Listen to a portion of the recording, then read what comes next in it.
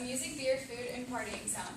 For 6 million tourists, it's an event that they wait for almost a year for. Last Sunday, the world's largest beer festival, Oktoberfest, came to an end, and the festival hosted 6 million people over 16 days. This week, workers rushed to clean up the historic city after its big party.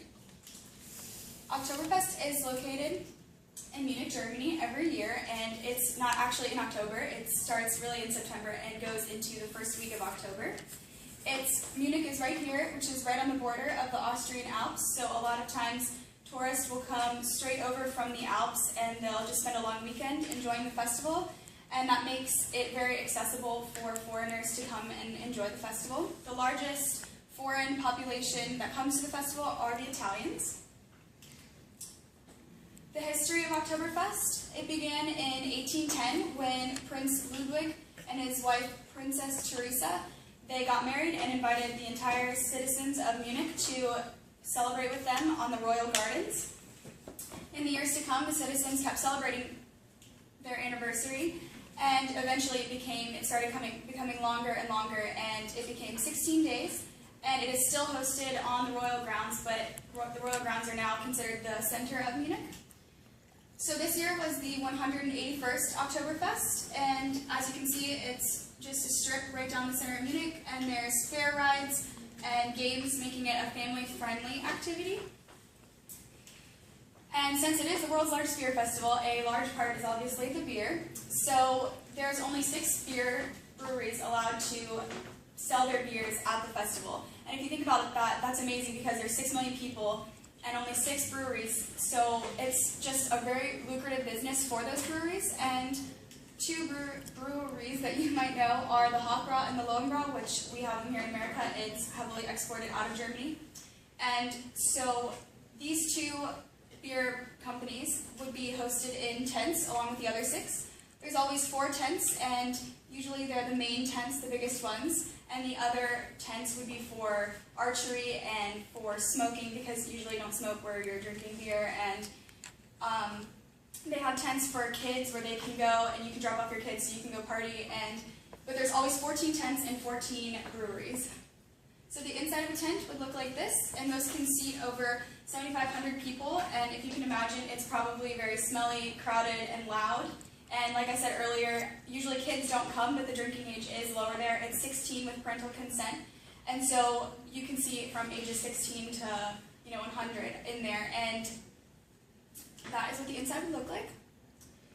Now the beer itself is served in 1 Maß, which is equivalent to 1 U.S. liter, and it's served in these glass steins. And originally it was stone, but they became really heavy and expensive to make, and a lot of people were stealing them. In fact, these actual glasses, 35,000 of them are stolen each year, and if you're caught stealing a souvenir mug, it's a 60 euro fine, which is that's more money than American money, so that's quite a bit of money for stealing glass, but you can buy them to have your little souvenir mug. And now, so because they're not stone anymore, they're glass, and they are, sorry, I'm trying to use this, the beer at Oktoberfest is usually very sweet compared to the beer in Germany. So the typical German will drink more than 2 liters a night, which a lot of times will drink way more than that, and that results in dehydration, passing out, violence. My friend Anya, who lives in Germany, she works for the Red Cross there. She goes to all the beer festivals, and she says that the 3 most common injuries are due to dehydration, violence, and then passing out and breaking a limb and stuff. So it can get kind of crazy, but it's probably fun. Let's talk about how much beer is actually there. So there's 6 million visitors a year, and there's 7 million liters consumed and served each year. And to put that in perspective, that's close to the amount of 3 Olympic-sized swimming pools. And to put that into perspective, it would take the average American 20 years to consume and use all of the water in those swimming pools. So that would be like cooking, drinking, cleaning, showering, and it would take you 20 years to use all that. And that's how much beer is consumed at Oktoberfest. So to put that into perspective, that's just a ton of beer. And this says, "Ein Bier bitten," which means "a beer please," and it's said to be the most common phrase said at Oktoberfest because foreigners will come, and that's the only thing they'll know how to say in German, and so that's why it is said that is the most common phrase.